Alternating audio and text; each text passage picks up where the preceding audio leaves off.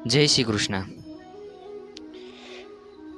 श्री महायोग विषाद दूर करके अर्जुन का सारा विषाद दूर करने वाले श्री कृष्ण अर्जुन ही नहीं पूरे संसार को अपना एक ज्ञान कर्म योग भक्ति भरा अविवेक वैश्यक वाणी वर्तन सुशोभन व्यक्ति का आह्वान करते रहे, सबको जीवन जीने की राह बताते आए हैं। और वह कर्म की बात करते करते कहते हैं कि कर्म मुझ पर इसलिए नहीं टिकते क्योंकि मैं उनके परिणामों से जुड़ा नहीं हूँ।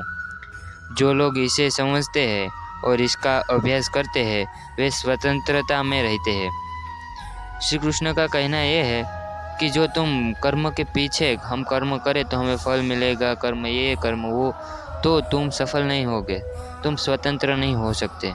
पर जो तुम कर्म को जान लो और कर्म क्या है उसे समझ लो, फिर तुम अपने आप स्वतंत्र हो जाओगे। और ज्ञान की भेंट किसी भी भौतिक भेंट से बेहतर है क्योंकि सब कामों का लक्ष्य आत्मिक बुद्धि है। श्री कृष्ण कहते हैं कि हम जो भौतिक चीज वस्तु के लिए तरसते हैं उससे अधिक महत्वपूर्ण और उससे अधिक कीमती एक ज्ञान की भेंट है। जो ये तुम्हें मिल जाए तो शायद तुम्हारा जीवन सबसे अलग और सबसे अनोखा बन जाता है। और जैसे आग की गर्मी लकड़ी को राख कर देती है, वैसे ही ज्ञान की आग सभी कर्मों को भस्म कर देती है। इसीलिए श्री कृष्ण कहते हैं कि कर्म करो तो ज्ञान के साथ करो, क्योंकि जो तुम्हारे पास ज्ञान होगा तो कर्म यूं ही भस्म हो जाएगा और तुम यूं ही श्री कृष्ण के चरणों तक पहुंच जाओगे।